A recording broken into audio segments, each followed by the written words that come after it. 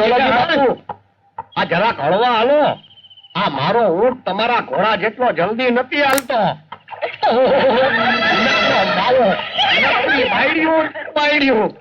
આ ગામની નદીને કાંઠે નકરી બાયડીઓના જ ઝાડવા ઉગ્યા છે.